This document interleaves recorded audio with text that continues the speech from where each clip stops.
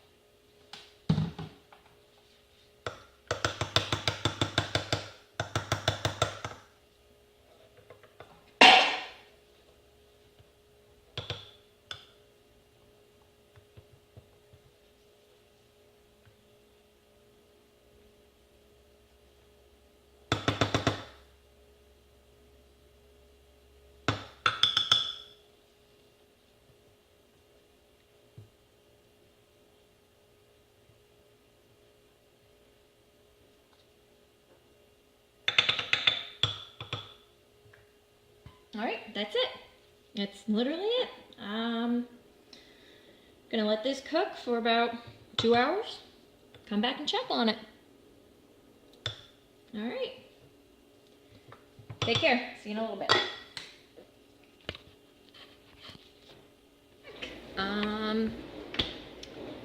It's actually been way more than 2 hours. It's actually been about 6, 3, or no, 4 or 5 hours. It's 8:17 where I am. Finished up just before 4. So okay, a little bit less than 4 hours. I'm over exaggerating. Got sidetracked with the whole, family life thing. Anything. But all that said, that should have allotted us plenty of time for this to cook and do what it needs to do best. Just gonna go ahead, run through the phases of testing it, and well, different phases. I don't always use all of them, but just so you can see what the different ones are. As you can see, just looking at this here, and how clear it is.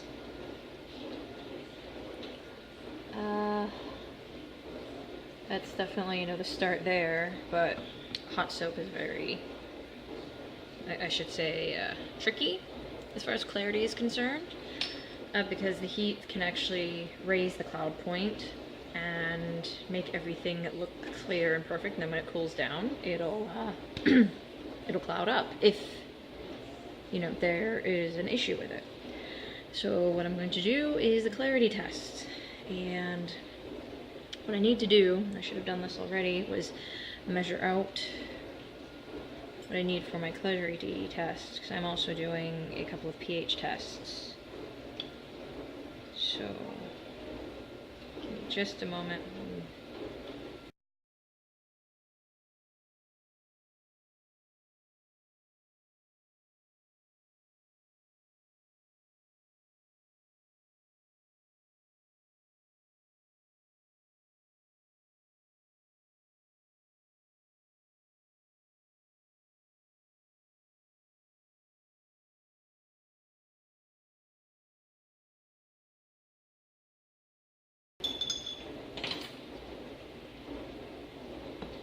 Okay, and here we have it.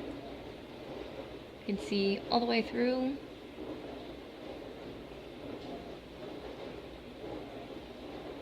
To the bottom. And let's see if I can take my hand, I'll turn it to the side, see how that works.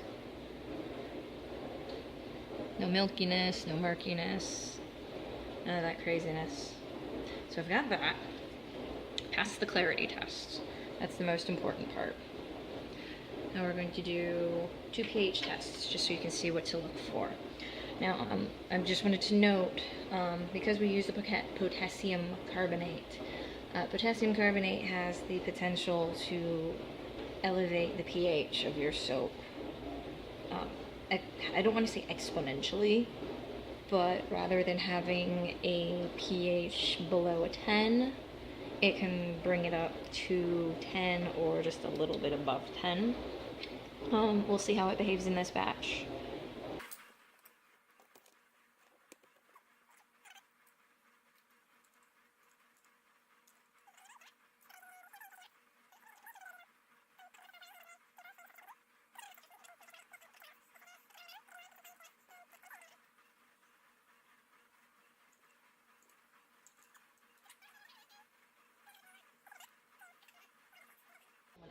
Button so you guys can see it.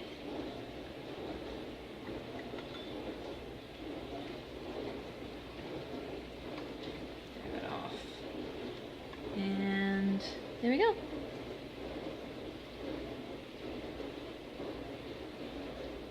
That's I want to say that's ideal. Some people are okay with a little higher, some people prefer a lower. I want to say ideal as in you want to be below 10. Between 9 and 10 is preferable. 9.5 if you can do it.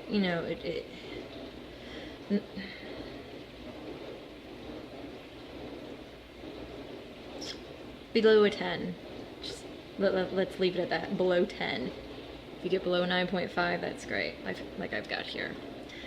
We're gonna do another test to make sure I do not have any free lye, meaning any unsaponified lye. pH looks good. Typically, elevated pH means that there could be free lye, but soap is funny, and sometimes it makes me out of a lye. No lye, right? Anyways, there we go, 1% solution for the meter and the drops. And when we're using these drops, they read alkaline solutions between an 8.2 to a 10. So it flashes from clear to pink, and the varying shades of pink kind of give you an indication of how alkaline it is. Let it stir.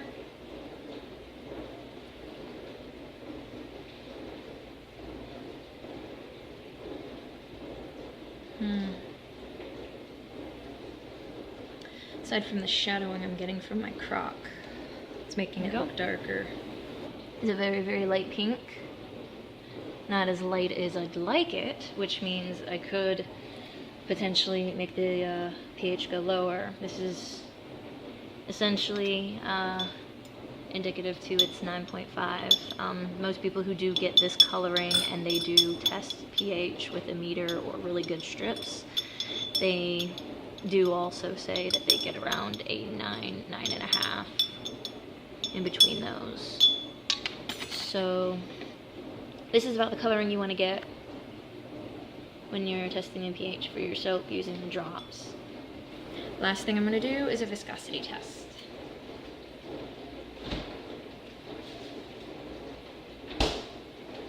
That is where you take an iced glass straight out of the freezer and you drizzle some soap on it. And it'll kind of flash and cool down. It'll give you an idea of, your viscosity. So just a little bit.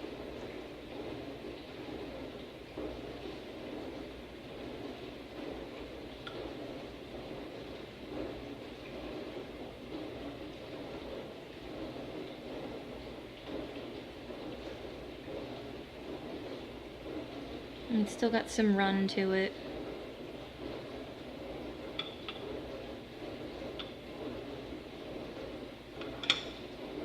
I'm pretty okay with that. There we go, that's a nice good bit cooled down.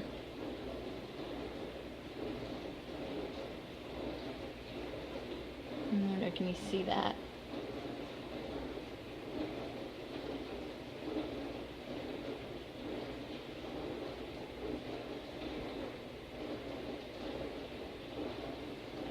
I don't think anybody could see it trying to drip onto the glass, but this is a good viscosity.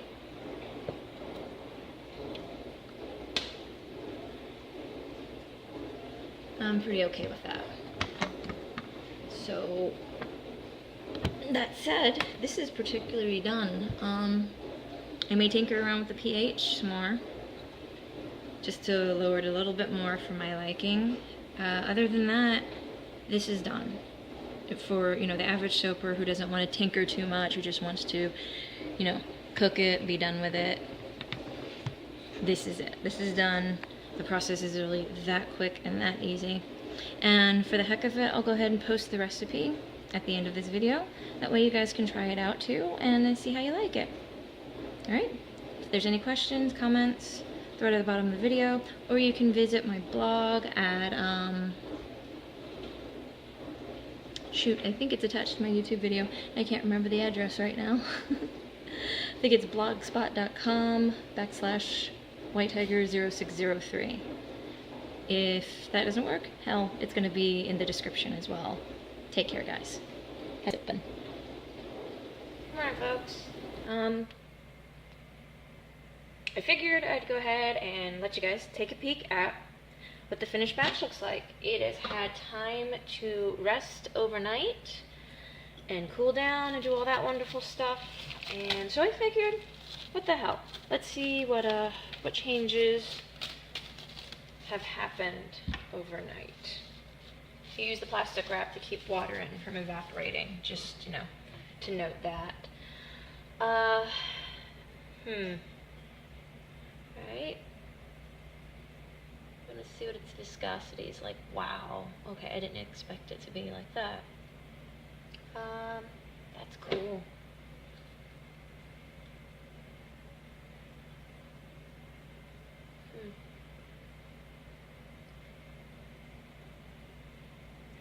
There we go.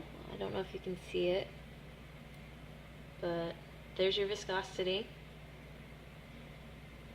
That is the dual lye and the use of the potassium carbonate in it. I only diluted this with 2 ounces of water for this entire batch. It says 8 ounces of oils with only a 2-ounce dilution. Judging by this, it looks very clear, beautifully clear here in the pot. I'm definitely loving what I've done here with this recipe. I will definitely stick with it. And I'm also very glad that I didn't use the full 4 ounces of water that I initially measured out when I started yesterday. So we're going to go ahead, hit up a quick clarity test. First, measure out a little bit of soap I need for this. Barg. To get my 1% solution. So here we go. Here's our 1% soap solution.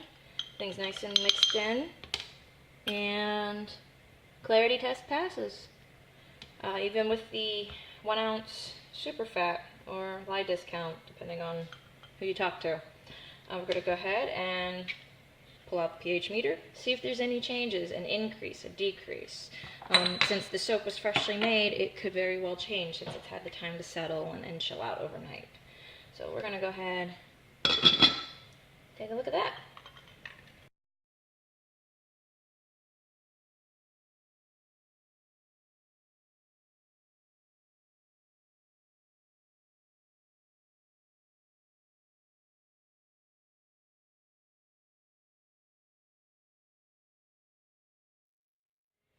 Yeah, looks like we're going to go back up to the 9.3, but not nearly as fast as it did yesterday.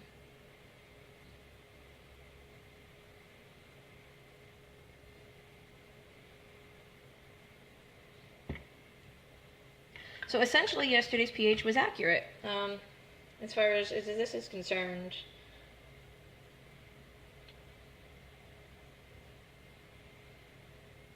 So I guess we can just leave it at that. Let's see. Does it change one more time? Yeah. Really not too much of a significant change. What it was yesterday is fairly accurate compared to today.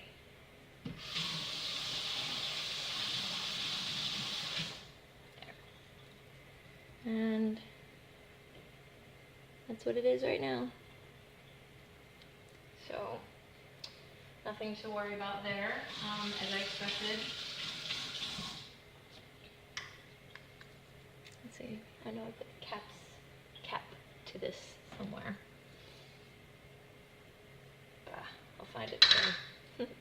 Alright, now we're going to go ahead and do the phenol drop test again so everybody can see what that's like and see if maybe there's, I doubt there's going to be any significant change there either, but what the heck. Or let that do its give it a swirl.